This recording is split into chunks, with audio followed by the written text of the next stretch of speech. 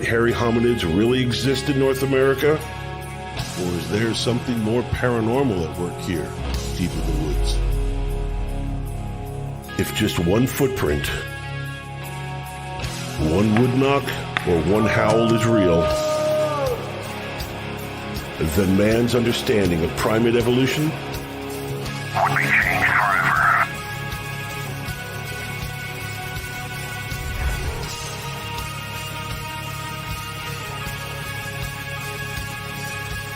Join the Catskill Appalachian Research Collective as they delve further into the mysteries of Bigfoot and other paranormal phenomena through the eyes of witnesses, investigators, critics, and skeptics. Join us as we look to discover what lurks from behind tall trees.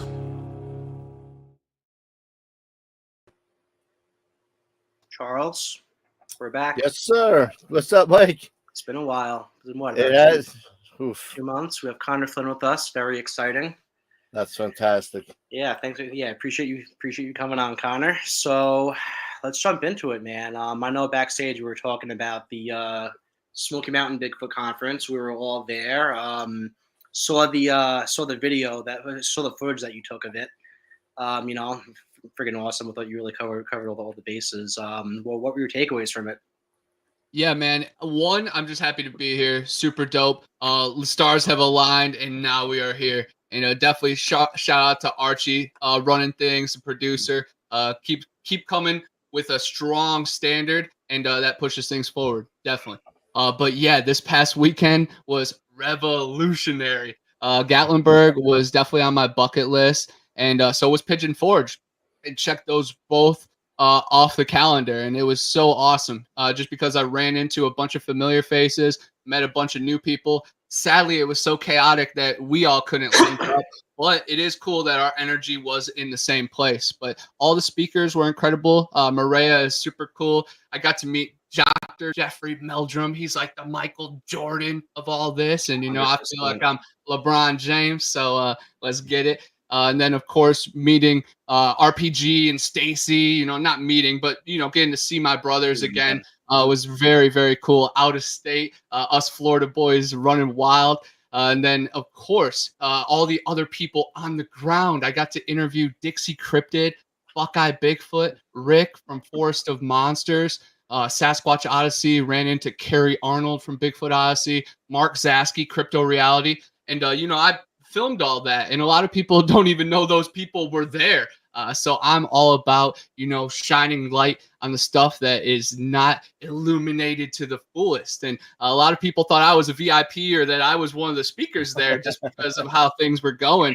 But no, man, it was just a really fun day for me just to run around like a little free agent. And then after that, we camped at Cades Cove, which is a legendary spot up in the Smoky Mountains, one of the most haunted locations. But it was a pinpoint for me because Dennis Martin, the most mysterious missing 401 case, his family actually started camping at Cades Cove right before his disappearance at Spence Field. So I retraced some of the family steps and got a lot of footage and talked to some rangers and some of the staff members there, just about all the disappearances and all the strange stuff up in the Tennessee mountains. And it was just super legendary. And even on the way home, we stopped at the Etowah Mounds up in Georgia, which is 6 prehistoric pyramids. And there's a really cool newspaper article that talks about a flood back in the day that scattered giant bones all across the field. And one of the skeletons, it lined up to be 14 feet in height. And of course, some of the rangers had some funny things to say about the newspaper article there as well. But that's what it's all about, is hitting all the sacred pinpoints and making the most out of it. So yeah, it was a cool conference, but a better camping trip. And then even more prehistoric and legendary when we stopped by the pyramids, man. I could still feel it with me. And I just want to also give a shout out to my brother Flat Rock, who I went with. He has an awesome channel, Flat Rock Boogers, over in Evergreen, Alabama, the town that loved Bigfoot. I got to explore his property a little bit before and after the conference, and we rode up together, and it was just a legendary time, going through Alabama, Georgia, and up through the Tennessee mountains. And a lot of people will remember this weekend for their own reasons. And I definitely have a lot of takeaways from it. But it was just one more chapter in this wild book.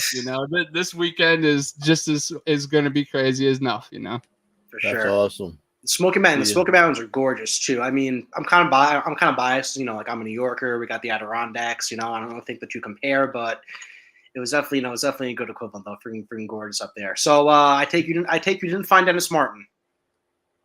What was that, Martin? No, I did not find Dennis Martin. No, I did not find Dennis Martin. Sadly enough, I think he is long gone, and that case is definitely very mysterious. The Green Berets came in, FBI agent off himself at the end of that. South Force 10. It's a really interesting YouTube channel. His family lives up in those mountains, and he has a lot of interesting tales about his people hunting down the feral people, and they have the answers to what happened to Dennis Martin. But some people, like to simplify the story and, just throw it out the door. But all I'm about is raising awareness in the woods. So let's keep raising awareness, and I think less people will be going missing year after year. Yeah, I was with Jessica Moore from Broken Branch after the conference. We drove by that cage, the sign for it, and she said that place is like really creepy. She's been there a couple of times, and she said that as soon as you get out of the car, you feel like someone's watching you, or a bunch of things are watching you. Now you went Saturday night there? Yeah, I went Saturday night, and then I went hiking alone real quick right when I got there and got like an hour worth of footage, and that was really cool. I called out to the forest and, did the background on all the missing people in the location.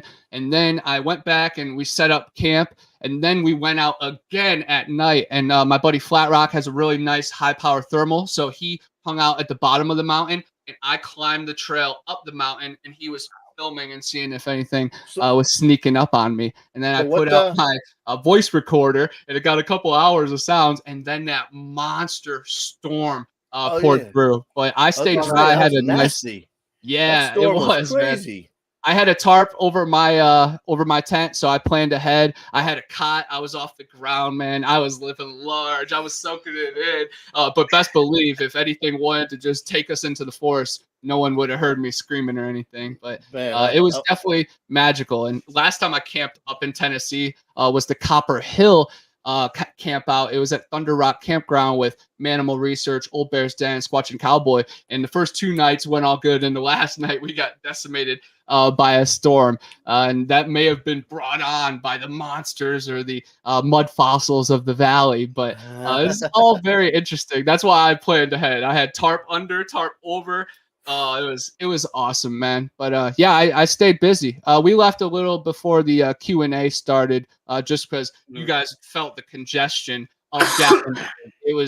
That was the most terrifying part of my whole trip, was just being so stuck with all these people. And man, it was wild. But what a beautiful place, right? All these heights right on top of the river that winds through.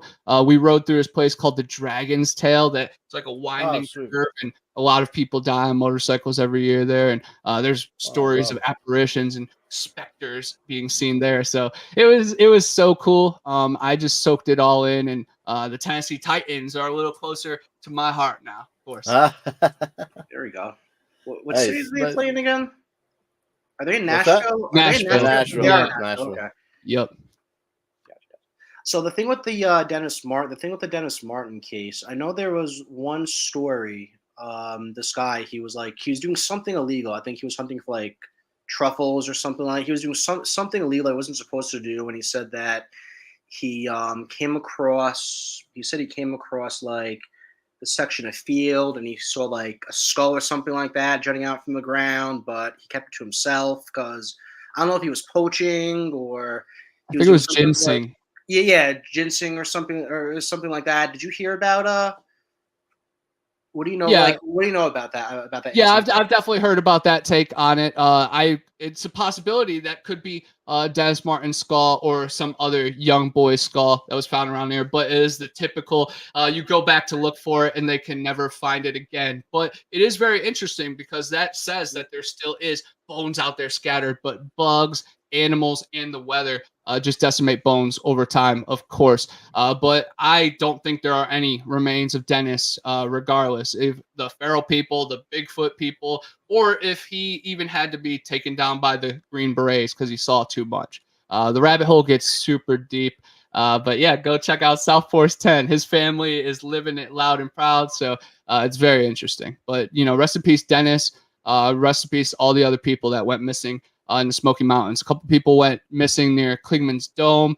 Another one at the Deep Creek Park. And then another one at Andrews Bald. And those are just the ones that are documented. Of course, there's probably hundreds more, and then goes back into the ancient days, the crevices and deep caverns swallow people up, and you can't get out. Wow. This is kind of off topic in Tennessee. The Bell Witch Cave. You ever heard that story about the Bell Witch? I think that's more like northern Tennessee. I think it's like an hour and a half north of Nashville. Yep, I've definitely heard the case, and it's only open during certain times of the year. But I am very interested in checking it out, and it's private property. But I already have my resume set up. I can email them, and it could be I could sign an NDA for them, or they could see it live and direct on TikTok or something. But it is a really cool story. I grew up by the Witch's Ball up in Cleveland. So the witches were always close to me. It's a big granite ball that's hot when it's cold, cold when it's hot. And she killed 6 to 14 members of her family that were harassing her at a picnic, a family gathering, because she had a child with a man that ended up leaving her. And of course, she was told she wasn't good enough, and she ended up poisoning them with arsenic. And she's buried under this giant ball, and her victims are buried all around the cemetery. So back in the day, like our Pee Wee football team in October, we'd go to like 7 floors of hell, and then we'd go to the real haunts with Crybaby Bridge, Irma's house, and then the Witch's Ball. And all 3 of those stories are very similar. Crybaby Bridge, we know what the baby what happens to the baby with that. Irma's house, girl went insane, ended her family, and then ended herself in the attic. And you can enter the house, and you have to go through the basement cellar and have to climb through. It's very interesting. And all 3 of those stories with wicked women witches, all correlate and get crossed together. And even right down the street is Helltown, which is a very famous mecca for strange. That's where the Ohio Grassman documentaries are filmed. The Peninsula Python is this giant snake that escaped from a circus and runs the valley. A little different than the pythons we have down here in Florida. Those are just normal animals. But yeah, it's invasive species. Yep, exactly. But it just bred me and shaped me into who I was. So yeah, the Bell Witch was always really cool to hear. But the witches raised me in their coven over by Brunswick and Valley City, Ohio. There's another interesting Bigfoot story. I think Small Town Monsters did a documentary on it. The Minerva Monster. It happened in the 70s or something like that. Yes, I love the Minerva Monster, man. That is when me and Seth actually met for the first time.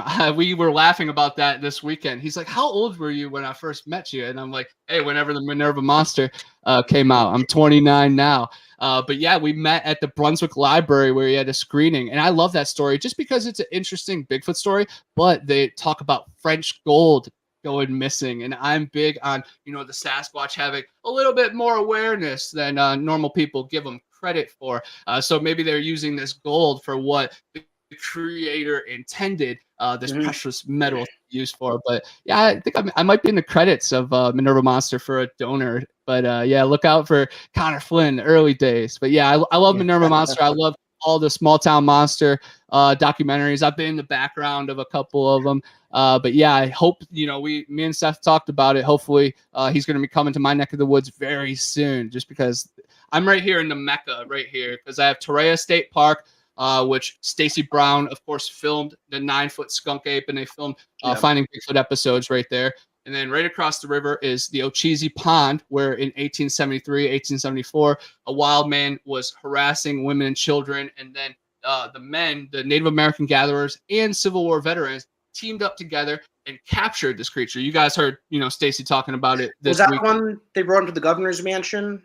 Yep, they brought it to the governor, and he said, "No way." And he sent it to Chattahoochee Hospital, which I have spent a lot of time at because my best friend here in town is their head IT guy and lives on campus. So I've actually filmed the building that they say the wild man is underneath. They say he was put in a grave with a bunch of Native Americans that were killed in Andrew Jackson's prison camp. So very interesting. wow. A lot of other people say he's out by the golf course and in the woods and stuff. But it's very cool that I could just be boots on the ground, and I feel like the stars align to bring me to this location. And a couple other really quick mecca spots that bring all this together. Ecofana Creek, it has the Devil's Hole, and there was this report that somebody had a tree thrown through their back windshield from a wild man after an aggressive night camping. And then also Tate's Hell National Forest, which is a borderline of the Apalachicola National Forest, the greenest area on the map in America. And Kevin Saunders, he did this crazy interview on Bigfoot Odyssey about a telepathic female Sasquatch that brought him to her parents. And it was really wild. And that was at Apalachicola. And then right next to it is Tate's Hell, where a man got stuck for 7 days. And he said Amazonian wild woman took care of him, but he still ended up dying because it was hell. It's pretty wild story. But yeah, man, it's just like I lived out of my car from Ohio down to Florida, seeking monsters and creatures. And I finally settled down, and I'm literally 15 minutes away from all the craziest stuff in Florida. You're a quintessential Florida man. You're a quintessential Florida man now. Definitely. I got to say, Chi, you are actually also the first individual I've ever met who's voluntarily identified themselves as a Columbus Blue Jackets fan. Hell yeah, hell yeah. Sergei Fedorov and Rick Nash, they were all very close to my heart. And we're about to be taken over very soon. But now that I live in Florida, I've definitely, adopted a little bit of the Tampa Bay Lightning, going for the three-peat. But I am a big minor league hockey fan too, like the Pensacola Blue Wahoos and then the Cleveland Barons, Cleveland Lumberjackets. I just love like Easter eggs and fun facts like that. So yeah, sports, music, movies, games, Bigfoot, paranormal, I'm all for it. I'm all for seeking what's in between. That's what I'm about. Well, that's why you're on here, man. We got all that in common. Yes. Wow. Yeah. So, unless it's another Connor Flynn. I know you had a couple of books that recently just came out. If you want to just like touch on those real quickly. I suck at reading, so I didn't really get a chance to between when I found out about them and now I didn't really get a chance to cover them much. But I read like the summaries and everything like that. They seem really fascinating. If you want to just touch on those real quickly. Yeah, for sure, man. And you don't even have to read them. You can listen to my narration on my YouTube of the chapters, or you can do the Kindle, the sound. And I get paid per page you read. So do it, boy. Oh, I got you. But yeah, I've published 4 books. I self-published them first and foremost, and then Beyond the Fray Publishing Company picked me up as a writer, and then we republished them and kind of put them out a little superior style. But yeah, the very first one is called Erie Swamps Road Trip to Eden, and that takes me from Lake Erie down to the Florida swamps and everything in between. And it's really cool because I chose that path living out in my car. But I also had that path paid for me as a child because my aunt lived in Panama City, was a deep sea fisherman. So we always would make that trip from Ohio down West Virginia through Tennessee, North Carolina area, down through Alabama, right here, and into the Central Time Zone. So it's really cool that I like retraced my path. And then it's Road Trip to Eden because this area, which holds Ocheesee Pond and Torreya State Park, is the Garden of Eden. And 27 of the 28 trees in the Bible are right here in this preserve. And then gopher wood, which Noah used to build the ark, lightest and strongest wood in the world, only is found in 3 places. And 2 of them are cold climate, and 1 of them is right here in a very cool valley at the edge of the old continent.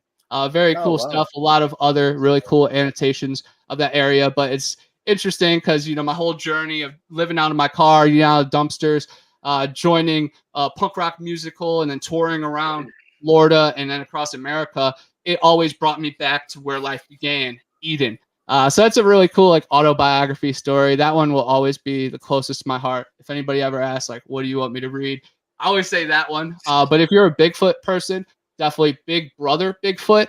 It talks about 16 Bigfoot, biped, werewolf, wolfman, swamp thing type creatures that I have investigated across this country, up in Canada, all across Las Cruces, New Mexico, Texas, Louisiana swamps, Honey Island Swamp, Pascagoula Prowlers, California mountains, Big Bear, a lot of crazy Wow. places. I went to all the major places that I could to investigate these strange creatures. But yeah, Big Brother Bigfoot. It's a really cool Bigfoot story. I'm going to be narrating that one very soon here and spreading that to the world. And the third one is Monsters and Mysteries Around the Corner. That one just talks about how you don't have to go far to find these strange creatures and monsters. They will find you.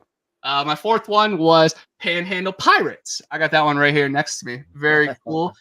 This one is my most recent one that's out. It is awesome. It talks about the Pensacola serpent and a bunch of other Kraken type beasts that are protecting treasure here in the Panhandle. And I also talk about Huggin' Molly up in Abbeville, Alabama. She is a 7-foot tall creature that will hunt you down if you're out after dark and squeeze you so hard that your bones break and screech in your ear. It's even on the Welcome to Abbeville sign. It has Huggin' Molly on there. And I talk about the Mobile Wolf Woman, who is a she-wolf from Alabama that I had fun researching. You know, she's curvy as heck. So I was on her tail, trail. But man, my next book is going to be called Every Camp Has a Crystal Lake. And that's about haunted camps and campuses and schools that, you know, are supposed to protect us and guide us, but then they leave us out to dry and are all haunted with dark histories and pasts. And one of the most scary places in the world is the Dozier School for Boys. More than 100 boys were killed there. If you tried to escape, you were eliminated. And it's here in Mariana, and they're actually tearing it down, and it has a lot of residual history. I got a lot of crazy footage there, and I've actually interviewed some of the survivors and went to some of the locations. So it's very revolutionary, and I'm just telling the stories before they're gone, because a lot of these places are going to be demolished and forgotten. And I think it's my responsibility and everybody's responsibility to tell the stories of your town, and also investigate the strange stuff of your town. You know, look into Roadside America, Atlas Obscura, BFRO encounters and reports. There's Dogman maps now all days with updated encounters. So I definitely encourage people to get out there and try to cover as much ground as me. So in your next book, are you going to come up to Jersey then? Because you mentioned Crystal Lake. I mean, that's where Friday the 13th Yeah, was that's where it was filmed. Yeah, up in Blairstown, New Jersey. You got to come up and visit. Yeah, maybe I should come by for the epilogue and, you know, take on Jason himself. I'll row the boat out there and see if the homie slippery ball guy could take me out. It's about 20 minutes from my house. I'll bring you there. I'm there, man. Everything happens for a reason. You got it, brother. Come on up. And we could, you know, we know a couple of good spots out there in Jersey too. We could probably take you for squatching and stuff like that. Yeah, you know, Jenny Jump. Really, well, Jenny Jump State Park. We can go. Yeah. Shades of Death Road. That's supposed to be a really haunted spot. You know, Clinton Road. I'm sure you've heard of Clinton Road before. Of course. Yeah. I'll take you there. Yeah, it's a good spot. Stokes, High Point, all great spots. Like, when people think of Jersey, you know, they think of like, you know, Northeast Jersey, the Jersey Shore, but in reality, most of that state is just farmland, forests, you know, mountains. A lot of people don't realize that, you know. Same with New York, pretty much. Yeah. So in my opinion, Jersey is definitely one of the more underrated areas for, you know, high strangeness. So yeah, so come up, I'll bring you to the camps. Everyone's usually they want me to take them to the Soprano hotspots, but I'll take you up to the haunted camps. All right? Oh man, I'm down for anything filming locations. As you've seen on my YouTube, I've been to hundreds of movie locations. That's definitely one of my main passions. Jeepers Creepers recently, even just at Cades Cove, they filmed movies up there in the Smoky Mountains. I had a whole list of movies that are based in the Smoky Mountains and in the Appalachian Trail. You know, Evil Dead, The Descent, Mothman Legacies. A lot of very cool ones. But yeah, man, I would love to see any filming locations and haunted locations up there. I don't know The Descent was filmed in the Smokies. Is that true? Really? No, the Descent's based on the Appalachian Trail. That's okay. I thought it was filmed there. Which it was, you know, a list. It got all the lists got broken into. Based in the Smoky Mountains, filmed in the Smoky Mountains, based in the Appalachian Trail, filmed in the Appalachian Trail, you know, and I connected all four of those when I was hiking and explaining the history of people. And of course, like some people say, folklore is fun. Yeah, fun. There's roots to everything, bro. Come on, get out of your own Yeah. way. It Yeah, I wasn't mean- Deliverance filmed in the Appalachian? It's based on the people of the Appalachian. It's Same with, well, I know Without a Paddle is DB Cooper out there, but I Yeah. definitely soaked in some of my Three Brothers Tribe stuff. And, right. That was set in what, Georgia, right? Deliverance. North Georgia, right? I think so. Yeah. Well, go ahead, Mike. Sorry, I didn't mean to cut you off. No. So like, like I know, like with your last book, out of like all the, high strangeness, cryptidentities and stuff like that, like obviously this is primarily like a Bigfoot show, but out of everything else out there, like name me like in your area, what else do you think has, how do I word this, the best odds of existing outside of, Bigfoot and all that?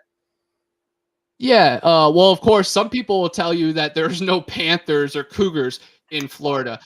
So of course, I've seen them. Have been photographed. I've talked to FWC people. I've talked to people that sadly had to kill them as well. So definitely Florida panthers.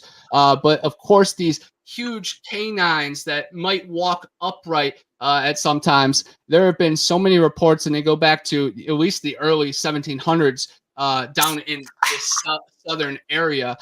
So I definitely think there's something to it. Of course, it gets a little strange when you are looking at maybe a large panther that, is climbing a tree. And if you're going past it quickly, or if you're in the dark and only get a glimpse of it, you might misidentify it. But I definitely think there are upright canines and maybe these cat type people, but there's definitely some large serpent type creatures in these waters. There's the Carabel serpent. It was killed in 1896. It was 46 feet long. Some people say it was an oarfish. Other people say it was some type of dragon. That is definitely a very interesting one. There is a cobra gator type beast. Of course, there's a movie based on it, but it goes back in time with this Native American chief on the Chipola River was fighting some kind of dragon spirit.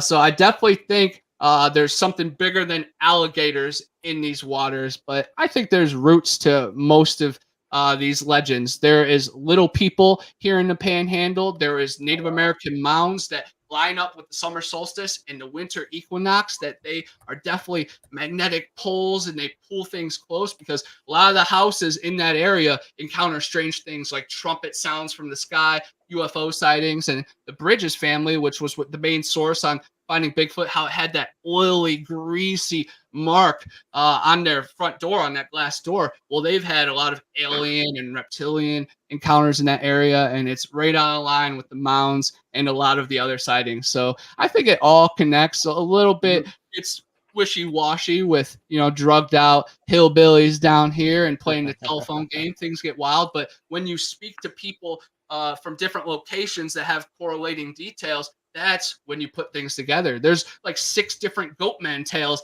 just in this area, and people keep feeding me stories. And just at Pate Pond in Defuniak, near Defuniak, right by Caryville, the Caryville wood ape, and then also the Pate Pond goatman. And there was a dead body found recently. So it's crazy. It's far out. But it's important work because no one else is doing it. No one else is raising awareness about the strangeness of the forest. So we all have to, step up our role for sure.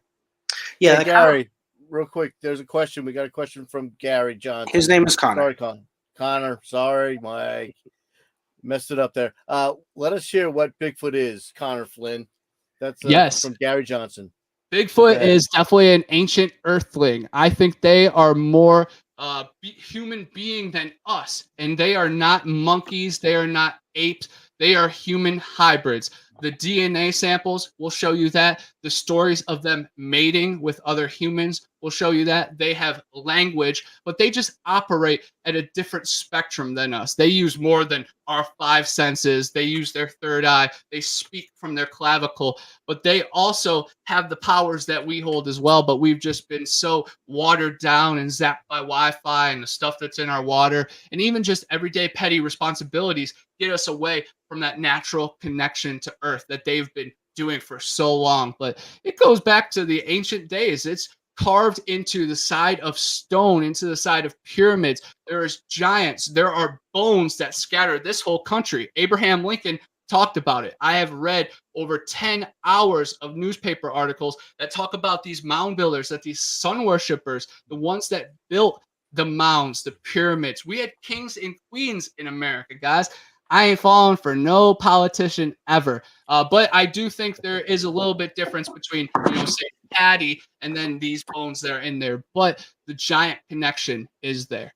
But they are no monkey, no ape. They have human hybrid, and the DNA shows it. Our DNA, the 2 hair samples that we found in my ACA and in the Green Swamp, put them under microscope. They don't match anything in the Florida animal kingdom, and they resemble very, very similarly the other samples that are caught all around this world of that wild man, our ancient ancestor. Now, we got Connor, one more. Sorry, Connor. I'm gonna say it twice, Mike. Here, Connor. We have Daily Dan's asking about Lizard Man. Yes, Scape or Swamp. Yes, he's the South Carolina Wizard Man. I've never been to the Scape or Swamp, but in the Ohio River, there was stories of these muck mermaids. And me and my mom, well, my mom actually didn't get a visualization, but we were fishing, and I was ahead of her, and I saw these 2 humps come out of the water, and I always thought they were like dolphins. But now I learned a little bit more about the history, and it's either the green-clawed beast or the muck mermaids, and there's some type of serpent type creature, Aquaman, you could say. But yeah, man, the Lizard Man of Scape or Swamp is very cool, and there's many stories very similar to him. Ohio had the Ohio Frogman. And that one gets a little wild because he is holding a beam of electricity and superpowers, but very cool. And there's actually a story right in Panama City of a 4-foot tall frogman type creature that Standing Goats Rescue reported on. Super cool. Wow. Go ahead, Mike. Sorry. What lost my train of thought. Shit. Go ahead. We got a mantis man up in New Jersey. If you ever want to come up and try to find that one. Yes. 6 feet tall, and it cloaks, and it hangs out by fishermen's on the Musconecon River. So another spot I'll bring you to.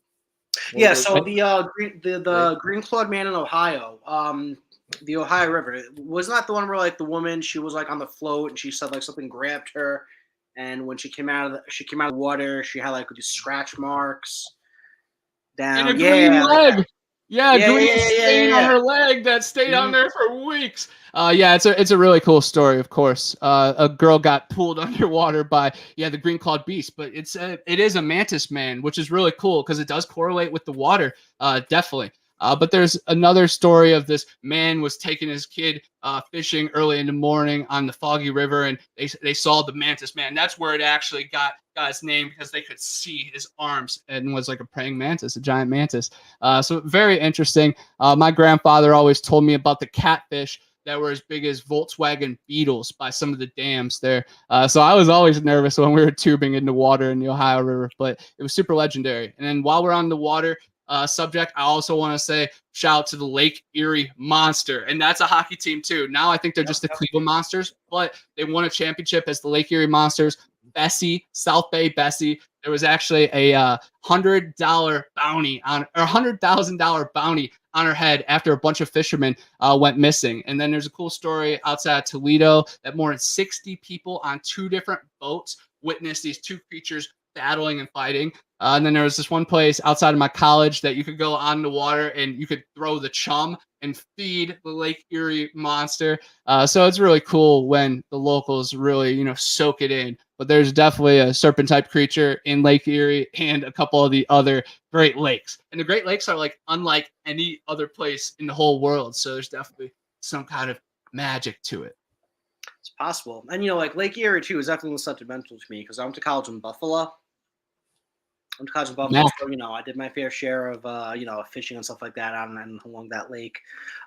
Sticking to the Northeast, though, Donald Fuller wants to know any knowledge of strangeness in Vermont besides Champ. One story I do know is, I forget the name of the town. There's like a pig man or something like that. Yeah, I think that the Pigman, we talked about that on the Paranormal Highway, but Champ is honestly the only one that really comes to mind for me. I haven't got to that Vermont area up in just that Rhode Island corner, Massachusetts. I may have been to Massachusetts before in Ocean City, if that counts, but like RPG is from that area, so I definitely want to dive into it. I know like Brian and Chewy definitely find a bunch of crazy prints up there, but yeah, sadly I'm kind of lacking on my Northeast knowledge. It stops at New York, I guess, for me. But Cooperstown was very magical, and the Susquehanna seal is a really cool story. It's kind of like a bunny yip, half aqua, half mammal type monster on the Susquehanna River. And what's really cool about that valley is they found some skeletons back in the day that had horns coming from them. And there's pictures of those. Those were in the newspaper and everything. So it's very, very interesting. And you get all the magic, the superstition from baseball. Like I went there for Cooperstown Dreams Park when I was 12 years old. So we were so excited to play baseball. But then when we were on the river and fishing on the lake, it was just super, super magical. And I remember all the lifeguards were like teasing us, saying there was bull sharks in the water, and really, really mess with us. And that was one of the fun starts, the kick in the butt that this is what I want to be doing for the rest of my life. So like you mentioned bull sharks, we're talking about Great Lakes. This is kind of off topic, but I've heard this anecdotally. I've seen like tidbits of it online. I haven't been able to verify it. Maybe you could shed some light on this just because I have the opportunity to bring this up. Bless me. Jesus. Around like the 1950s, there was supposedly someone got attacked by a bull shark in Lake Michigan. I haven't been able to really find anything concrete to verify that story. I'm just curious if you happen to know anything like that, because like I've heard a lot of I know bull sharks haven't spotted like as far north as like Illinois. There's stories about them being found in like even in like Minnesota. So like they travel. You have like the famous shark attacks in New Jersey that were done by a bull shark that inspired Jaws. Do you happen to know anything about that particular instance since we were bringing it up? I don't remember the Lake Michigan one. I definitely have researched, sharks in Great Lakes, and I always see the pictures of the dead ones, and then they always say, oh, someone just dropped it in. But I definitely think that there are sharks and other type of deep sea creatures, because some of these crevasses go so far, and man, like the octopus, I don't think they're all octopus like, but these aqua creatures, they can squeeze in little holes, the size of a quarter, so they can maybe get in to labyrinths and live forever. And some of these creatures, if they're male and they don't reproduce, they just keep growing in size. So I definitely think that there's a link to that, but I don't know, man, with the Great Lakes sharks, I didn't hear that one specific, the Michigan one, but I definitely believe that there are definitely some fins in the water. Speaking of, you don't believe in the Oklahoma octopus, do you? I love that story. Again, I think it's a great story. Yeah, I think there are cracks in the water in this earth that may open it up, but maybe not that specific story. But I think there is phenomenon inland for sure. I'll allow it. Fair enough. All right, so we're a little over 40 minutes in. Title of this episode was the Skunk Ape Paradox. So far, we've pretty much talked about everything but the skunk ape. So let's get into it. Connor. So like this is pretty much common knowledge. We'll just cover this for anyone who might not necessarily be too familiar with it. Why don't you just give us just a lowdown, primarily on what like the fundamental differences are between like a skunk ape and like the common depiction of like the Northwest Sasquatch. Yes, there is a difference, but guys, the line definitely gets blurry because there are these large type creatures coming from Tennessee, Georgia, the Carolinas that come down to the Florida swamps, and these creatures definitely mingle and move. And like I was saying with caves, they can cover ground very fast. But there is definitely a difference between the Pacific Northwest Bigfoot, like Patty that we see in the pictures, and say the Mayaca Bigfoot, the famous photographs from Sarasota. Right away, you can see like a snout and some sharp teeth. It kind of looks monkey-like, like an ape-like. And then down in really South Florida in the Everglades, Dave Shealy, he has casted over 200 four-toed footprints. I have seen a few 4-toed footprints, but mostly 5. But I've also seen 3 and 6. So again, with these creatures and with inbreeding and just how they are adapting to the outside wilderness, I don't think any of their toes or feet are locked in completely. But it is very interesting that down there they are mostly 4-toed. A lot of people say that they are smaller, more like 7 and 8 feet tall rather than the 9 to 12 feet in the mountain range. A lot of people talk about them being a lot wider, though, for some reason. I don't know if they have to be wider to get through the swamp or it's something to do with swimming. But they also definitely eat alligator. They have no problem going after the rattlesnake and venomous other population down here. A lot of people say that they like lima beans, which is very interesting because I haven't heard any other researchers in any other countries or other states say that. But whatever floats your boat down here in the swamp. I think that there is definitely a connection between the Rougarou because there is a 3-toed creature that it usually gets linked in with the werewolf.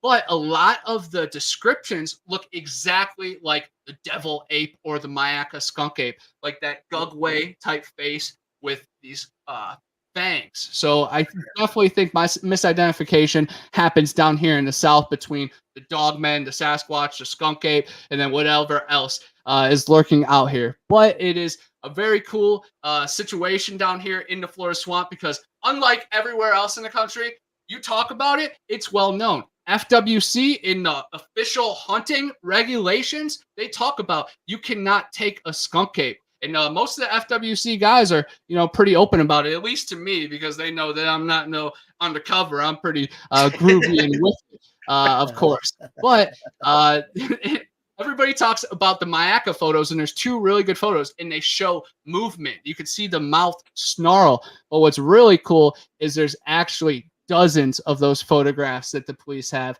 And there's a lot of other cool stories in that Mayaka area. In 1994, a hunter actually had to shoot down a Bigfoot actually went after it was leaping toward him. That guy was interviewed on a couple channels and the information is super good. But yeah, right there is the Mayaka skunk ape. 2 different photos that were anonymously sent in supposedly by an older female to the Sarasota Police Department, and there are dozens of other photographs that are out there. And I've talked to people that have seen them, so it's very, very interesting. And they will leak one day. Best believe that, and they'll be all over my TikTok. So this is a really, really interesting the backstory here. I know it supposedly these photos were taken around. I think they were submitted December 2000, around December 2000. So they're supposedly submitted around like December 2000. The couple claimed that they, this creature was, raiding their backyard or house or whatever a couple of nights. I think they got these on the 3rd night. And here's what's interesting about them. The woman who took these photos, and correct me if I'm wrong, Connor, or, anyone in the chat, she claimed that she went out to her backyard after she heard what she described as a, quote, whoop sound. For me, that's, reminiscent of the proverbial whoops that, we associate with Bigfoot, with Bigfoot vocals or anything like that. And she took these photos with a flash camera. I think it was the second flash is what prompted whatever this was to start moving. So she originally thought it was an orangutan, if memory serves me correct. But obviously as time goes on, as time's gone and everything like that, this is what we have now. So what do you think, man? I mean, I have what do I have here? I definitely think they're authentic. We've never seen a costume or pictures, computer graphics, anything like it. The story may be a little fishy, but all that matters is the pictures got to the Sarasota Police Department, of course. Yeah, for sure. And I could definitely give someone like that the benefit of the doubt. They want to stay anonymous, whether they're afraid of being scrutinized or, they don't want their house, or their around to become like a hub for people like that. I took the liberty of, this is my first time producing, so just bear with me here. doing some comparisons. So this is one of the photos. It compares it with just like some orangutans, which is what the couple thought. And there are some interesting distinctions. Like it has what appears to be the beard. All these have the beards. Hair is shaggy as fuck. I could see that. They kind of have like a hump. The head shape looks really similar. The circular sunken eyes. And it seems to the purported figure in this photo, it's kind of hard to see, but it looks like it's like displaying its teeth. I know that's like a type of like thing that gorillas, that like primates do. I think when they're on the defensive or whatever. Correct me if I'm wrong. So I thought that was rather interesting.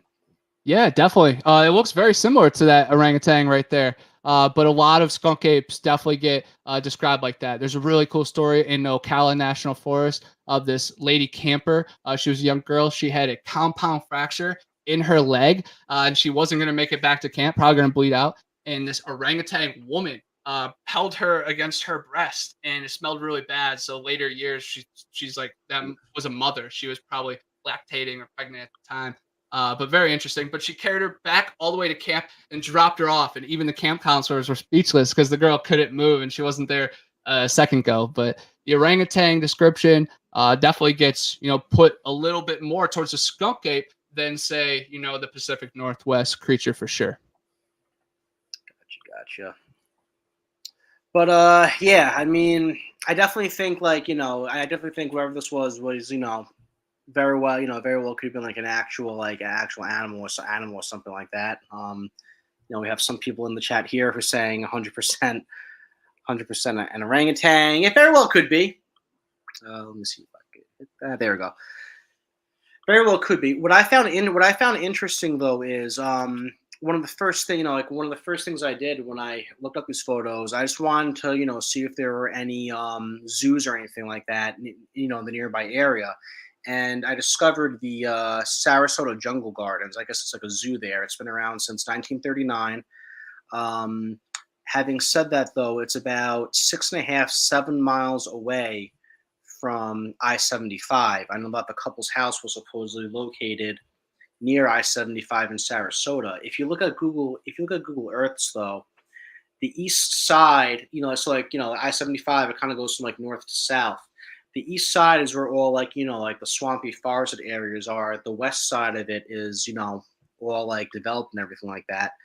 So it kind of like begs the question,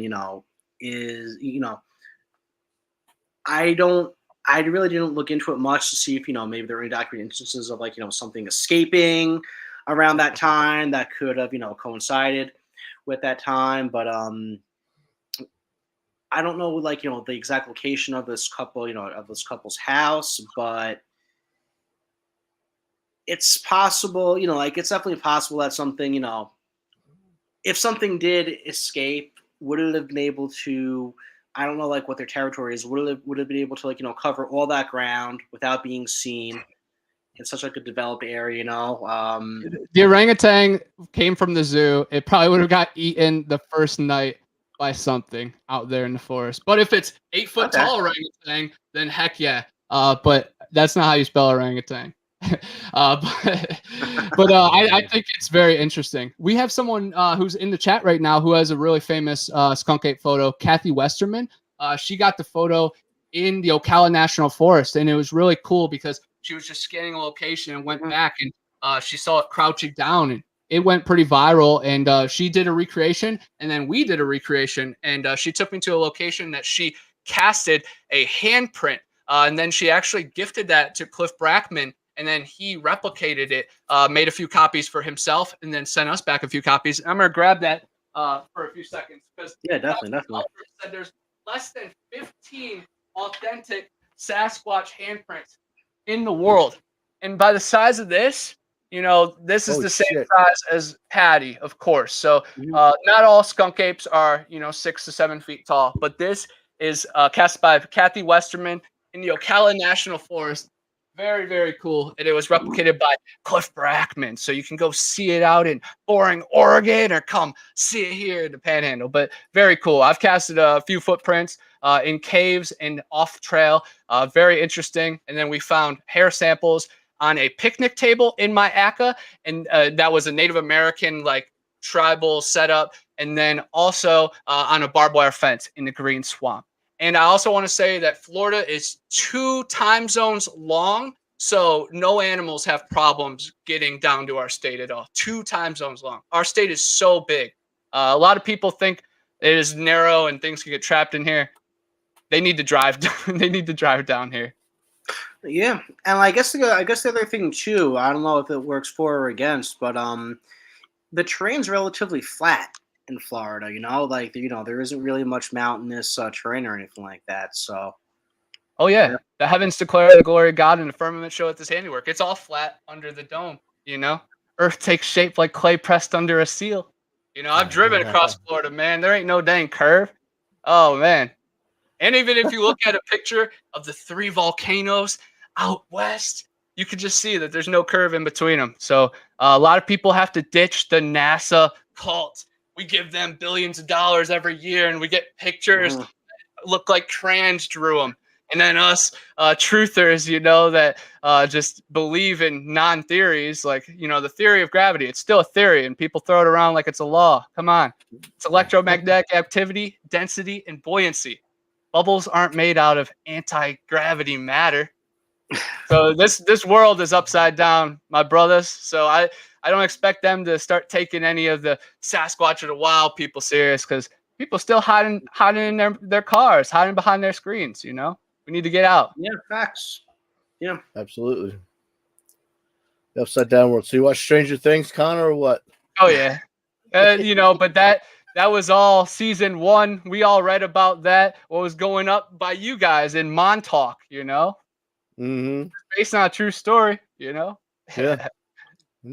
All right, so I want to talk about your boy Dave Shealy, right? Yes. Yeah. So he came out with that. Actually, no. Before I do that, I want to bring up the.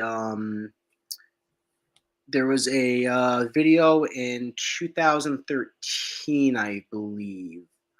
That purportedly showed like a skunk ape or something like that. Let me see if I could pull it up here.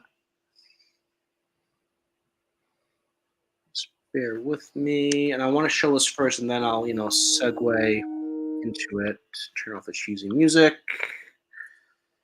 So this happened around March 2nd, 2013. A guy and like a father and son were my father and son were driving. They saw something. Like along the side of the road. Saw a bunch of people, as you could see, pulling over here, checking it out. You get to about the. That's where we had the Stacy Brown camp out. Very cool location. Okay, Oh, really? cool. Yep. Yeah, so you really can't see it. You really can't see it too well here, but I don't know if people could see it too well here, but you could see a couple of like dark figures apparently popping up and down there. I don't know. Do you know much about this? About this particular footage, or? Yeah, I've seen the footage. It's definitely very interesting. Clearly, a whole group of people right on that main road were, seeing this spectacle. And I don't think any of these people would dress up in a suit, because there are crazy Floridians that would just gun you down in a second. So yeah, I definitely think those are Sasquatch, skunk ape type creatures, and that water, that's hard to get through. That is wetland, and there's alligators and snakes through there, so it's not just like walking in the grass over there. Yeah. Yes, I definitely think that footage is interesting. There's dozens of reports from that location. These creatures are somewhat comfortable with the people there, so yes, it's very interesting. Yeah, and this part, like this particular still shot here too, kind of like caught my eye, because you could see what appears to be like an arm protruding out of there, and a hard cone. It looks like. Yeah. So, yeah, that one's definitely interesting. When I was talking to Brendan, I was talking to Brendan Archie about this specific, specific video here, and one of the issues he had was, you go back to the beginning of the photo, you see that woman with like that high quality lens camera taking photos, and he's saying, how come, the friggin' like iPhone 8 or 10 or whatever it was out at that time, how come that video footage gets released, but that woman taking those photos, those never got release. People like that, I like to give the benefit of the doubt. Like, number one, maybe she took the photos, they didn't come out as good. She didn't catch what maybe she thought she caught, or maybe she has some good photos and she just chose to keep them to herself. For sure, there's no positives to a middle-aged woman releasing Sasquatch photos. Everything would be scorned for her in community. She wouldn't get no payment. What would be the point? She, Yeah.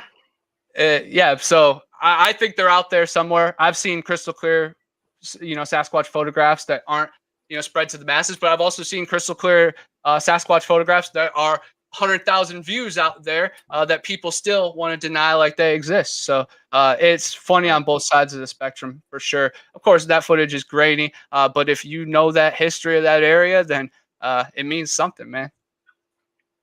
So, with that said, I want to segue now to your boy Dave Shealy. I'm just going to pull up this video right now. So he got this footage, I think, in around like April, yeah, July of 2000. This happened about 6 months, I think, before those Mayaka photos came out. It's a little freeze framey. I have a lot of issues with this video. So I'm kind of looking on you to maybe talk me off the ledge, maybe point out some stuff that I'm not noticing or whatever. But so this is only like a 2-minute clip. I apparently isn't like the actual original footage you took about like 10 Like to 30 minutes long or something like that. Yeah, I've heard like 10 to 15 minutes. And we can see right here, this is sped up. That's why it's grainy and that's why the creature is moving. But it covers a lot of ground. And even if you look up the water levels to that day, July 8th, year 2000, you would see the water levels are pretty high. So a human being would definitely have some trouble getting through that tall of grass. And at a speed as a deer, dang near impossible. But if you just see this footage with no context, then yeah, it's a small skunk ape, blurry at the wood line, moving. But it's very, very legendary footage. The Smithsonian posted it. They shared it out. So you got to think that they had their best critics and skeptics, a little bit more harsh than us YouTube professionals. But it's very interesting stuff and very cool. But I challenge everybody just to look up the water levels, July 8th, year 2000, down in Ochapee or the Everglades. I'm pretty sure it's Ochapee, Florida. But yeah, man, very, very interesting footage. And again, I think the same thing. When I first saw it, I was like, it's not giant. It's blurry. It looks like it could be a suit. But it is getting through some harsh terrain, and that's that big one. But again, I wasn't there, so it's never 100%. But Dave Shealy is definitely a pioneer in this game. He's ticked off just as many as people as he's inspired, and that's a good style in this game of softies for sure. And it's this particular part right here I'm gonna play. I know you said it's thanks for clarifying. I know you said this particular footage kind of sped up, but this part right here, the arm swings look kind of exaggerated, and it starts to run. It starts to run like that. Kind of made me raise a couple of eyebrows. I'm kind of thinking, maybe you see like some slack, if it's a possible costume. My thing with this footage too is, I know the water levels. Apparently, the water was like a foot deep or something like that in the sawgrass. I remember that's one of the things that Dave Shealy alleged. Here's my thing. You go back to this part here, for example. Why, these creatures, they're supposed to be, super, super elusive. They don't want to be seen and want nothing to do with us. This creature pretty much is kind of like a semicircle or like walks like full circle around Mr. Shealy when he's filming this. If this is a squash, so two things. Number one, why wouldn't it just make a clear dart for the tree line if it wanted to be out of sight? And number two, I want to go back to the Mayaka footage we just looked at before. You see those things like the person who filmed that footage claimed that the figures that he filmed, they were like butting up and dropping back down to the ground. How come you don't see any of that behavior with this particular thing? The thing that bothers me the most is how it makes like this whole fucking circular walk, almost like it's going down like the catwalk, like a fashion show or something like that to get like every good angle. That's what bothers me the most about this footage. True. Why didn't it cut into the trees yet? Yeah. And that's definitely 1,000,000% fair question, and all I could think is maybe the water's too deep in those areas, or maybe he knows it's bad trouble there, or he has a path. But I don't know. Those are all fair questions that I think we should all ask Dave Shealy 100%. I'm 1,000,000% for that. But I do think the swaying of the arms, I've went through deep water and my arms definitely sway to keep your balance. So that part didn't seem too exaggerated to me, but I definitely know what you mean, because if you're faking a Sasquatch thing, you try to get that patty arm going. But it's definitely interesting footage. I want to watch it at normal speed one time. And I have seen it normal speed, but watch it at normal speed, and then you can get a better judge on that creature moving through. On fast forward, it's hard. Yeah, because like right here, just like the way it runs too, it almost just looks like a human running. And a lot of people, like a lot of people say, okay, well, like why would a person, dress up in a suit, go out in those swamps, and try to fake something like that? I mean, when I'm out in the woods, like the biggest thing I'm afraid of is ticks. Like it's the reason why I don't wear shorts no more when I hike. If I'm trying to pull something like this off, I'm wearing like a suit. Yeah, it's gonna be hot as balls in that suit, but I know I'm gonna be protected. I have that layer that's gonna keep like the ticks and the leeches and any other creepy crows out. So whatever, I'll just go through the motions there. What's your rebuttal to that? No, I definitely agree with you. It doesn't. It's not the most 100% footage, and I've always thought that. So I'm with you, man. I have the same questions. But water levels and the speed, it's hard for it to match. But I'm down to go to Ochapi, the same exact location, and redo it myself. I was talking to Dave about hopefully being the Skunk Ape tour guide at his headquarters. So that would be very, very cool. Everybody that comes through the Everglades will get a real taste of the Sasquatch. Yeah, there you go. There you go. Hey, listen, I'm always looking for a reason to go down to Florida. So anytime you want to set something up, hit me up, brother. Yes. July, and Kathy Westerman did make a good point. Maybe there was a baby or a family member or something important in that area. Maybe there was something else going on. But all fair questions, 1,000,000%. Sure. So then, sticking on to the topic of Dave Shealy, he took some interesting photos, I think 2 years earlier, around 1998. I'm going to pull one of them up now. So this is one of them. Supposedly when he had this encounter, he took like 20 plus photos.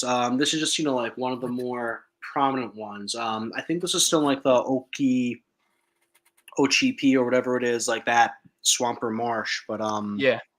What do you know about this specific encounter? I know it happened like 2 years before, he took that proverbial footage we just examined. But yeah, and he was just lucky enough to have his camera here at this time, because he has had, dozens of these close encounters in this area. But this particular creature definitely looks like it has a little bit more bulk and girth to it. That other one definitely seems like a juvenile, but definitely very interesting. Sad it wasn't all video, but it's the best we could do. And I know professionals can really look at it, and the definition is incredible on it. Yeah, for sure. And like, here's my thing with like this. Like, I know like you've met him, you've had like you've like had dinner with him and stuff like that. Have you ever like gone out in the field with him before? No, I haven't, but a lot of my friends have. The Mid Florida research team has went out with them and took the tractors out with them, and they've seen some of the areas that he had some of the famous sightings. They went right to this location, and then Supernatural Spectrum, Matt Williamson and Nana Boss, they got to go out and explore a little with him. I definitely hope to. He was not there when I went to this area, but my dad and I definitely investigated the nearby region, but sadly didn't get to go to this exact spot. Definitely hope to. It's on my bucket list one day. But yeah, it was just really cool meeting and hanging out with Dave. It was just super trippy because both of us were speakers at the Punta Gorda, Southwest Florida Skunk Ape Conference, and he is definitely a mecca, icon. I remember in 7th grade, Googling Skunk Ape, and he would come up. So this is all long time coming. And then you got, Stacy Brown, RPG. Stacy didn't end up making it, but just the different generations. You got me, Stacy, and Dave Shealy. And then you had legends like Tim Fasano, who was in Central Florida. He recently passed away. There's a great documentary about him, but there's really dozens of researchers down here that are really taking the game forward. But yeah, it was just trippy seeing Dave Shealy out and about, having dinner with him, becoming his friend. And now, he's a big fan of mine. He's always liking my post and asking me to chime in on his wild talks. So it's very cool. And of course, some people say, "Oh, Connor's biased." No, I would ask Dave the same questions we're asking Dave right now, because that's only fair. He took the picture, and at the very least, I'm an investigative journalist, and I'm getting to the bottom of all this. And that's the thing, like Charlie could attest to this, Brendan could attest to this. Like, no one wants this shit to be real more than I do. Like, I'm dying, I'm dying for this shit to be real. Really, really want you. I'll give benefit of the doubt anyway I could. But at the same time, too, I feel like as researchers, investigators, whatever you want to call us, it's our duty to put evidence that our colleagues present under a microscope, so that's kind of why, I'm like pushing the buck, giving, the stuff here a little pushback here, I'm sure, It's got to be held to a standard. Yeah. We see nowadays, bro, people take backwards facing shots next to an ivy wall, and they say there's 3 shadow demon dogmen. And people have the nerve to call me crazy. Lockbeard calls me crazy, bro. Go see some of those people. Oh man, I've just been up more. I've just read more. My eyes are just a little wider and lower at the same time. But yeah, man, it's crazy. But yeah, these kind of pictures definitely have something to it. But some of the pictures that are being thrown around now, I'm not a hater of the red circles. Sometimes the picture needs the red circle, 1,000,000%. These creatures have elemental abilities, and even monkeys, they turn green in the forest. So yes, our ability, our hair, our cells, we have the ability to become particle in waveform. And I think that these true earthlings, ancient ones, might be able to manipulate the grid a little bit. And that's all explained by science. That's electrons and protons right there. But man, it is very interesting. And pictures like these definitely, get you to scratch your head. And back in those days, year 2000, 1998, that was revolutionary. It got the wheels spinning and everything going. So no matter what, even if it is a little fishy, it has a lot to do with what we're doing right now. And here's the other thing too, that I feel like a lot of people don't really take into consideration. The human eye could see at, I think it's equivalent to 576 megapixels. Something like that. That's super thorough, super accurate. Anytime we take a photo with an iPhone or a camera, it still lacks some of the details that we're able to make out with with our eye. I think the 2013 Mayaka footage we looked at, for example, I think that was taken with an iPhone. I have it right here actually. It was a, where is it? Taken with an iPhone 4S. Back in 2013, the latest iPhone that came out was the iPhone 5S, and the most, I think, that camera only had 8 megapixels or something like that. So you compare the detail that an 8 megapixel camera takes compared to what the human eye could see. It's they're on 2 different platforms, 2 different leagues. So again, I try to be as critical as possible with the, proverbial red circles, people claiming, oh, this blurry thing is like, cryptid XYZ or whatever.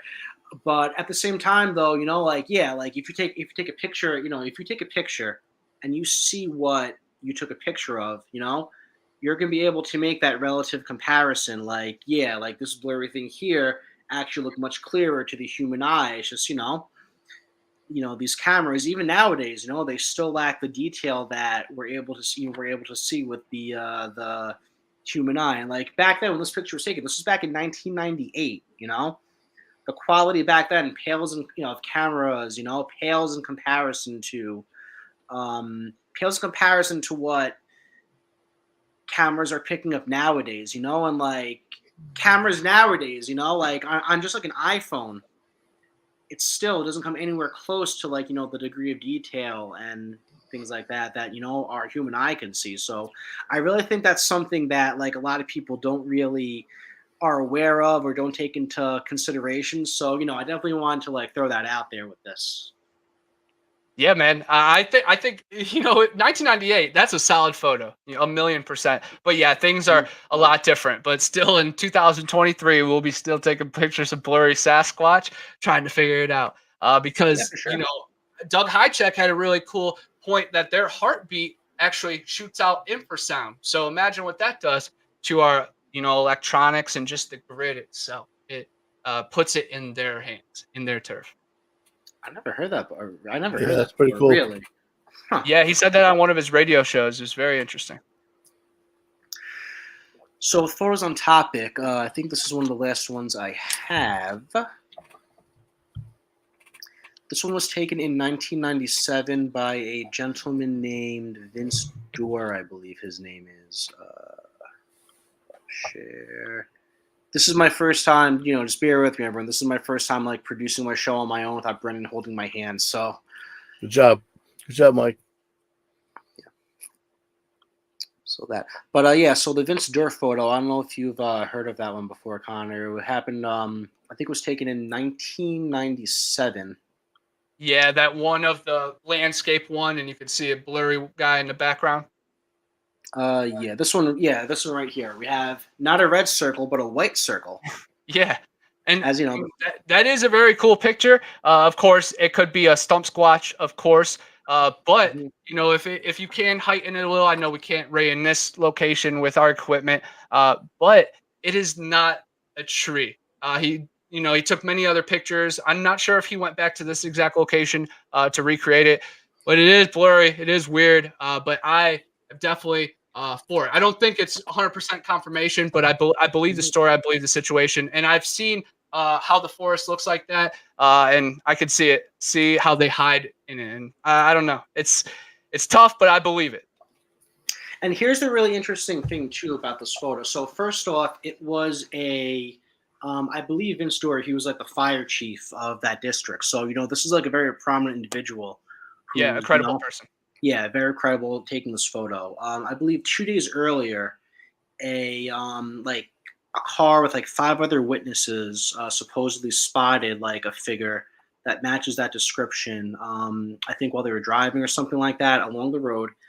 And this photo was taken, I think, 15 minutes. Correct me if I'm wrong. After Vince Dorr's neighbor, like a real estate agent or something like that, had an encounter like up the road. So I think Vince Dorr, he said that he was driving. He had, one of the proverbial road crossings when this photo happened. And, he pulled to the side, got out, happened to conveniently have his camera, with him and snap this photo. He said the figure was about 400 yards away. He called out to it. It I guess turned and then, kept on walking. What I found kind of sketchy was he said he, quote, waited until it stepped in between 2 trees before he took the photo. And here's the thing too. Originally, so like this is kind of contradicting. One part he said that originally he thought it was just like someone in a suit, so he kind of laughed it off. Still not too sure why you would take a photo of something like that. It's not like you had like, Snapchat or Instagram to, post it up there and make fun of it or something like that. But then he went on to say that he estimated whatever this was about 7.5 feet tall, had had like reddish hair, and I guess as he heard of more encounters and incidents and everything like that, that's kind of when he changed his tune and thought, okay, maybe this could actually, I don't know what this is, but it's very possible this could actually be what Yeah, he was just covering his trail, trying to stay professional, of course, trying to fair enough. not try to confirm anything. But then, yeah, once all the extra metadata comes in with all the other occurrences and incidents and reports, he felt more comfortable. But I just think it's sad when people are programmed to automatically, deny themselves. And I think, facing some of these bullies in the community face on, is the only way to handle them. Yeah, for sure. Point. Definitely a good point. Yeah. Some of these bullies, get so wide and, pushing people to, this isn't evidence. You messed up this. Good people are out there and they're scared to come forward with their stories, So I would hate if I made anybody feel like that. So I hope those people look in the mirror and they're not pushing this thing any forward. And there's a standard, and then there's also cutting into people and being mean and trying to do it for yourself, and that's sickening. Yeah.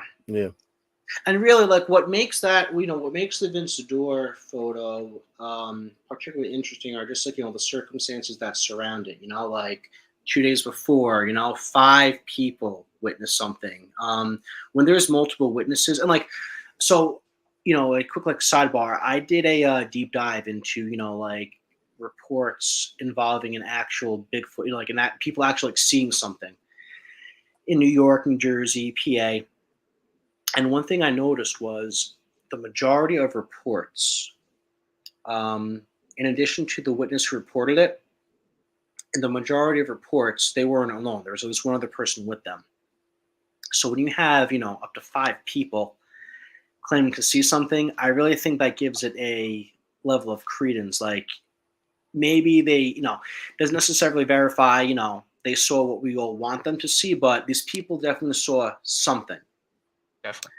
And then, the fact that his own neighbor encountered something 15 minutes before. I mean, hey, it's always possible they could have colluded, but, this guy's of a high standing. He was a fire chief, So you have, you gotta take that into consideration. So I thought that was really interesting too. This is back in 1997. Before, I know, I think it was like the 70s or something like that. There was a bit of Skunk Ape hype. Yeah, going even to the early 1900s, that's where the skunk ape came from. A lot of people think it's the skunk ape smell, but actually it's a white stripe that was seen on a Bigfoot type creature here in the Panhandle, more towards Pensacola. So super cool. But yeah, it goes back to even Ponce de Leon and them looking for the Fountain of Youth in the early days, and the first, civilizations in Florida, and all the mounds, and there's caverns here. So yeah, it goes back into the ancient times of history. And I think that Mississippi culture, all these Native American came together around, this sacred soil, and they learned medicine and spirituality from the forest people. They weren't just tasting roots and other edibles and oh, yep, Indian hawk died yesterday on that poisonous root. No, they were shaped to survive, and it's very, very interesting. And the Hoopa Project, the Hoopa tribe out in California, David Paulides recently wrote a book about them, but they lived with the Sasquatch people in this century. So it's so wild that some people draw the line so far, but then other people know it's close. 50 years with Bigfoot, Janice Carter's story, the Carter Farm. They saved little fox Bigfoot and raised it for 50 years and got to see the family dynamic. And now Janice Carter knows a lot of information about how the insides work. And unless she, just has a very creative, personality, she has some kind of insider look into this world, and it's very fascinating. And I'm going to be camping with Janice up in October in Tennessee, so I'm super excited. Oh, wow. Cohutta Mountain, and Cohutta translates to big frog.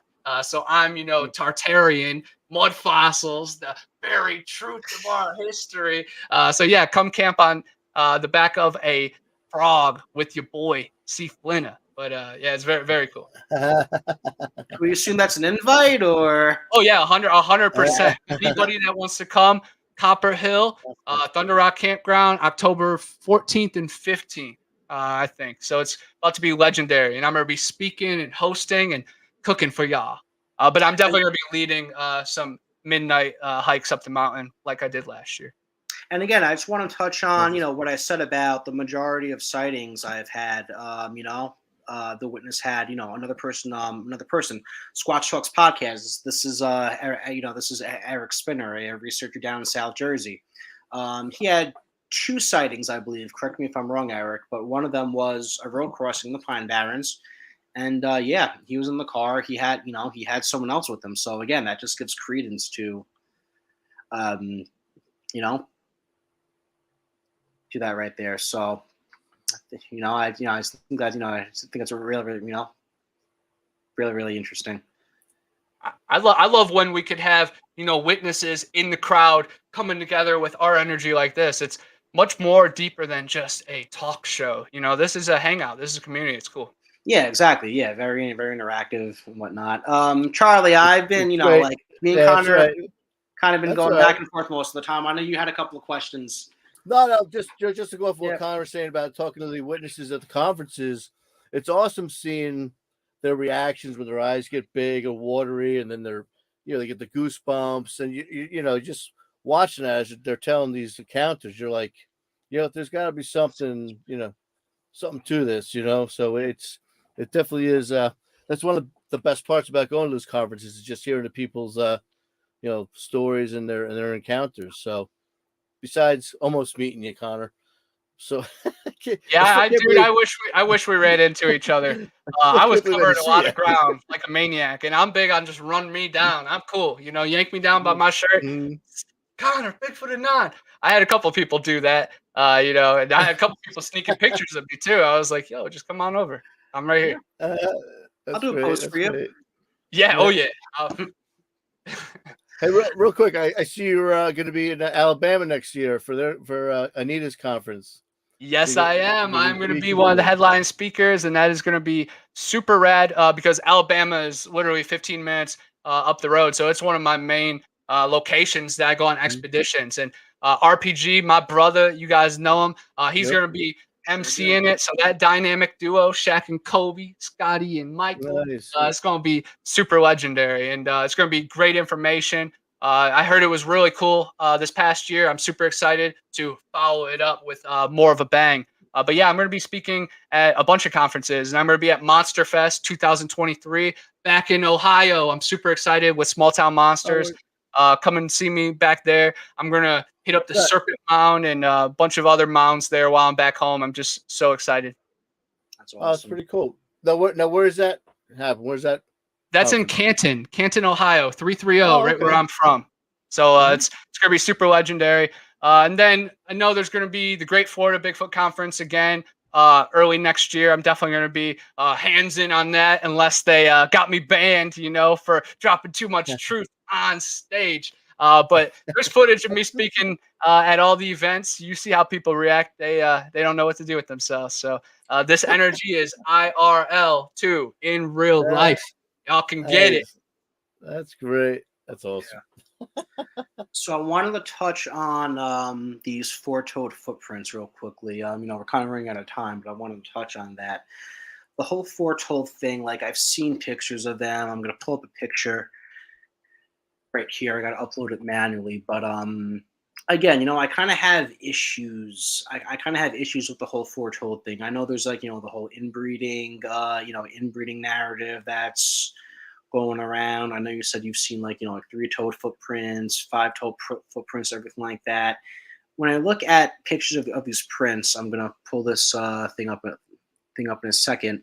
They just seem to lack a lot of the quintessential qualities that conventional alleged Sasquatch footprints have. Like one of my first takeaways when I saw some of them was maybe it's possible that this could be something bizarre, something could be something undiscovered. Peace out, Eric. Something undiscovered. maybe this could just be like another species that's not that's not a squatch or a skunk ape or something like that. Like I know they have I know down south they have like the wood boogers. I don't know if that's considered like the same thing as the skunk ape, or because I know those have like 3 or 4 toes or whatever. Can you, yeah, you want to just like shed some light on that? Yeah, I definitely think there is a strong connection between wood boogers, the wood apes, and the skunk apes. It's just southern twang slang out here. Mhm. But what really sticks to me about the four-toed footprints is the toes look strong. Like all four look like they grip, where our five, the pinky or the big toe give us a lot of balance. So we kind of rely on those, and then the rest kind of fit in, Right. where all four of those kind of play an equal role. It's very interesting. The four-toed print I found at Terrea was very interesting. It looked like a juvenile print, though. But the ones that Dave have found, those toes look strong, like they can climb through some of these deep cypress swamps. Yeah, so we have them up right here, and like my initial concern was, what if this is my initial concern was, they all kind of look like identical. These are just like, like multiple, a couple of casts, a couple of actual like, indentations. The indentations, this like green marshy stuff, you really can't see that well, but these definitely They, don't look like they're made by like the same cast or anything like that. But they definitely look similar, yeah. and Dave has said that he thinks that the family or the tribe that are around, there's only about 7 to 10 in his area. So out of the 200, I'm sure it is the same creature some of the times. But I'm also open to thinking that maybe there's a lost tribe of maybe the Calusa people or just other Native Americans or just hobos. I've been in caves and I've been walking around railroads that have homeless people for sure. And if they've been out there for decades, generations, then I'm sure some of their feet would look like this. So it is a possibility it could be skunk ape, it could be lost native, or it could just be person that has been in the forest for 25 years straight. But yeah, I think it is interesting how he has a tribe of like 7 to 10 to 15, where I think there are way more than that everywhere, of course. But definitely in Florida, there's thousands of them. And the idea that they get trapped or they can't get down here is silly. Our state is two time zones long. I'm in the central time zone right now on an Oh yeah. Eastern time show. I just adapt because no one Wow. knows that Florida is central time zone, baby.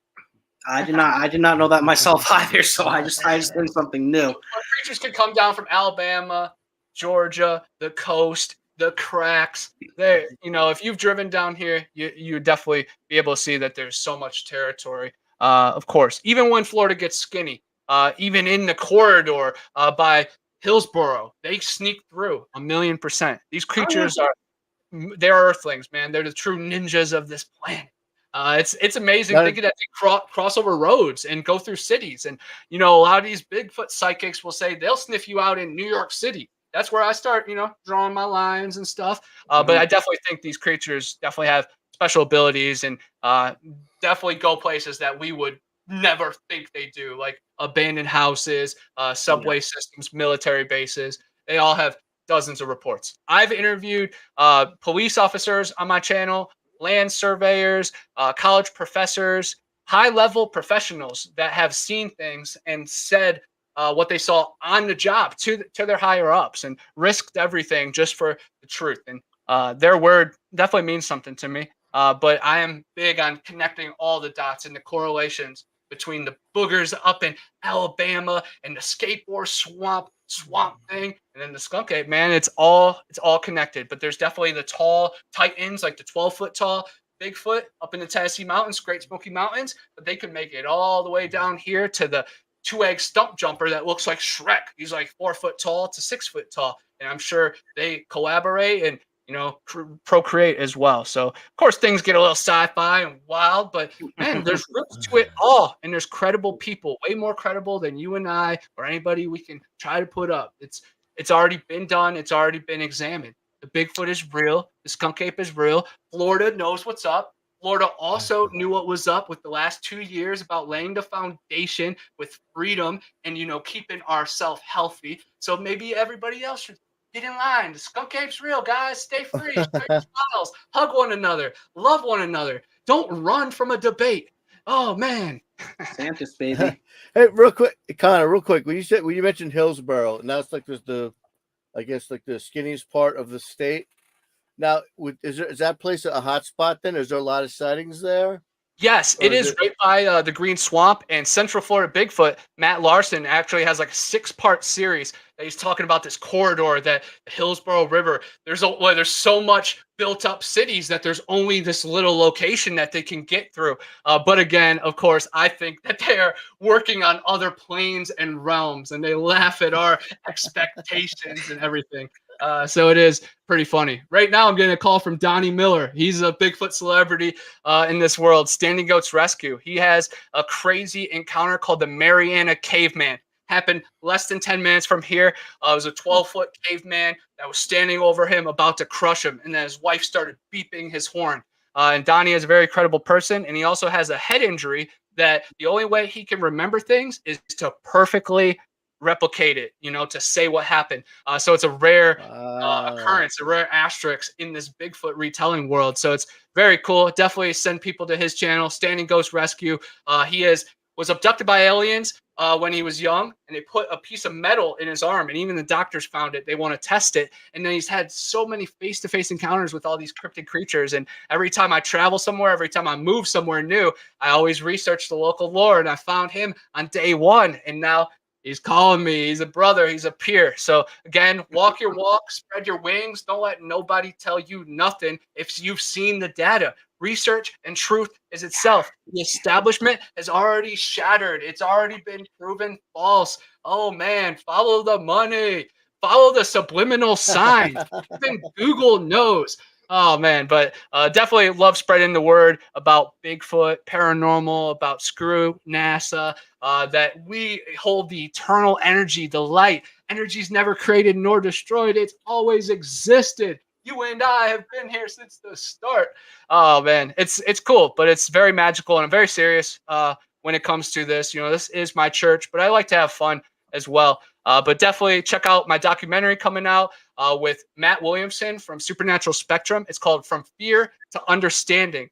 Some of the vocals that we got, we actually sent to Doug Highcheck from Monster Quest, and then he sent them to the Olympic Project, and that actually correlates with the sounds they are recording out there. So a couple flat earth stoners got some good evidence out there, because it's about the vibrations. And if the forest accepts you, the people will accept you. But if you can't even accept yourself and you're trying to create this character, you got no chance. But definitely check out my documentary. I also got a couple movies out. The Void Cat. It's a werewolf dogman movie. It did very well in a bunch of film festivals. I am the main character. The sequel is coming out soon. It is super rad. And Zillafoot. I play a cryptid research officer. This did so well online that it got a widespread release. You can find it in Walmart, Amazon Prime, Best Buy, FYE. It's so bad, it's good. But I'm really proud of it because it links into a bunch of other monster movies, and I'm an Easter egg guy. If anybody likes movies, follow me on Letterboxd. It's about movie reviews where you add your friends and you can see what you're doing. I got about 20,000 followers on there. So if paranormal lets me down, I am going to just go full-time movie reviewer, y'all. So there we go. But yeah, follow me on TikTok as well. I'm about to hit 100,000 followers here soon. Super excited. Wow. I go live from the field. No other researchers are doing that. I cast prints live and direct. I've had 10,000 people with me on a Sunday morning looking for the skunk ape. So again, no one going to talk me off that mountain. I've spread the awareness to 30 million plus people over the last 2 years about the hairy man. So yeah, we could say, oh, the Green Berets and Dennis Martin, this, that, like, shove it, bruh. Shove it. I love it. Yeah. That's fantastic. That's all right. Well, hey, thanks for having me. Yeah, Connor, really appreciate you having on, man. It's a fucking blast, And I gotta say too, like, you were born in '92, right? Yes, sir. Yeah, man. I was born in '90. Like, it's always good too. It's always great too to connect with people like closer to my age, around my age range too. Like, we're the future of this field. No offense, Charlie, but yeah, man. I was already out of high school. I graduated high school in '88. Yeah, That's awesome. but, yeah, man. You know, And it's very cool because we are the young spectrum, but Kathy Westerman, she's in her 60s. She's a sister. She feels like a twin flame to me. I'm out there for hiking sure. with her. Flat Rock Booger. I just spent the weekend with a guy in his 60s. So most people are 29, are cool, too cool for everything. But no, age is nothing. Age ain't nothing but a slave name. As long as you're over 18, of course. But yeah, man, it's all about the strangeness in this world, and time and energy is eternal. So age is nothing. A lot of people think I'm so super crazy, but then when you see me around a lot of people, you see I'm very, very mature, and who else covered the ground that I did at the Gatlin Smoky Mountain Bigfoot Conference? Exactly. I didn't see anybody at Cades Cove either from there I after. can't remember. Oh. Check out that. Yeah, check out his video. I can't imagine. I did Yeah, 19,000 steps that day, and I can't imagine what you do. You must have like 30,000 steps. Yeah, I need to get one of those machines. I can't count that high in my head. I'm too busy talking, But yeah, I was covering a lot of ground. It was really cool to link up with Dixie Cryptid and Buckeye Bigfoot. And I actually spent like an hour today out in the field recording audio clips for them. So big things planned. I'm super excited. Saw the Yeti Bar bros too. And if you guys are all feeling stinky like me, because I don't have the AC on, so it's like 96 degrees in my house right now. So I need some Yeti bars. But BA10, I got to meet the Yeti Bar boys, and that was so cool. I saw that in your video. You were pumped about that. Yeah, it was super dope, man. Got to cut the line and give Maria a hug. Talked about some mushrooms with Ronnie. Told Russell where the Bigfoot actually was. And, gave Dr. Meldrum some tips about what else he can look for outside the monkey man. But it was super cool, man. It was so dope. But I know that RPG and me were the stars of that show, and they will bring us back next year. And if I'm not speaking, I better be hired as a media guy because, I've covered that. I'll boycott if you're not speaking next year. Yeah, no, right? I'll boycott too, man. I spoke at the Great Florida Bigfoot Conference, and as an alumni of the event, you would think I'd at least get a ticket, Like, that's how I'd run things, but maybe they were busy. But it's all good. I just love having fun like that. I got in free anyway. No one was gonna tell me no. Yeah, exactly. My bracelet's right over there, bro. I had a ticket. It was gifted to me. Nice. I missed it this year, actually. The 2000. I was at the 2021 one, the first one. I had a blast at that one. I wasn't able to make it out there this year, unfortunately, but I definitely want to get to the make an effort to get to the next one. Charlie's usually the one who goes to all the conferences and stuff like that. I try to make it out to at least like one big one a year. So this year was the Tennessee one for me. The biggest one is in October, the Outcast Paracon. Stacey Brown, RPG, me, Chaz of the Dead is going to be there. It's in Tallahassee, and then we're going to do a ghost hunt after at the Warrior on the River, and the river. We're also camping and leading a Skunk Ape expedition, so going to be super dope. That's October 21st, the third week in October. I actually passed up some kind of spooky fest for that, like the biggest thing in Florida. It was in Orlando. Robert England, Kane Hodder. I'm like, no, RPG. No, really? Bro. No, it's closer to home. I'm not going to have to fork up $500 to get there. My parents will be able to come and watch me. My video guy will be able to come. We'll go all in locally. But I'm just super, super excited. By then, things will be up and up by October. And that's spooky season, man. So we're going to be going full speed. I'm going to be leading a Mariana ghost tour as well. Downtown Mariana the last week of October. It's going to be very cool. There's 7 houses that we have on our little map. All right. Yeah, man, we got to get you. We got to get you up here up north too. We'll show you all the good spots. If our 2 shitty hockey teams are playing together, we'll go catch the game there. Yes, Blue Jackets and the New Jersey Devils, man, the 2 coolest logos, 2 coolest names. I'm for it. Yeah. And little fun fact about me. I ask people, what do you think my favorite cryptid is? People are like, oh, Bigfoot. No, Jersey Devil. Yup. I actually interviewed a guy that saw a Jersey Devil, but it was a Bigfoot type creature. So it's really interesting to hear like the winged type beast, of course, but then also like the 9-foot hairy man got referred to as the Jersey Devil as sometimes too. But that's on my YouTube from last conference, the Punta Gorda one, and then I have just that clip on my TikTok as well. All right. Well, I think on that note, I'm afraid we've run out of time. Connor, thanks again, man. We'll definitely have you on thanks, again. Connor. I feel like we just scratched the surface of all the different rabbit holes we could have gone down tonight, but definitely have you on again. You know, I consider you a friend. You're definitely a friend of the podcast. So, yeah, man. Yeah, thank you very much. Look forward to working with you. Thanks for having me. I'm yeah, really sad sure. we didn't link up because I literally put a lot.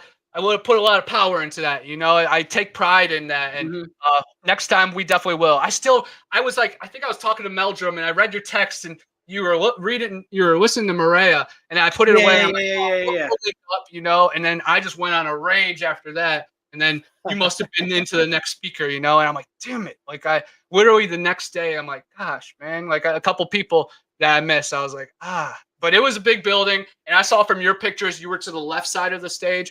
Yeah. I didn't even get that far over there. You know, they probably would have tackled me if I got that close to the stage. You heard me yell out to Stacy, right? About the Ochi. Yeah, I saw that. You heard me, yeah. At that point, I wanted to chime in and be like, yeah. Yeah. And I also want to give a shout out to Chris Hurley. He is the walking legend. He's in here right now. He's a purple emblem. He walks hundreds of miles all across the Florida Panhandle. So if you have any questions about strange creatures, he's the man to talk to. And I've went on multiple hikes with him, and he definitely has a magnet ability about him. That's the thing, man. You have to walk with the guys who live under the bridge. You got to walk with the guys that live in the suit, you know? So you're never too good, too high. And when I lived out the car, I ate out dumpster, but I also, you know, had some 5-star dinner and had some nice MILF's house. So it's just about I was gonna sprinkle a little pleasure in this world. All right. Well, for myself, hey, hang out afterwards. Yeah, Connor, when we sign off here. Yeah, sure. So, you know, for myself, Connor, Charlie, Brendan, you know, from Behind Tall Trees, join us next week. I think we have Gwen and Carrier back. They have Matt Cook on. That should be an interesting show. Yeah, man, had a fucking blast tonight. Sucks to see it end, but I gotta eat my dinner. So thank you so much for everyone tuning in tonight. It was really engaging audience, really fascinating stuff. I'm glad we finally got a chance to delve down this Skunk Ape rabbit hole. So we'll see where it gets us. Brendan, play us out. Hey, this is Chuck Larsen. You're watching the CARC channel on YouTube.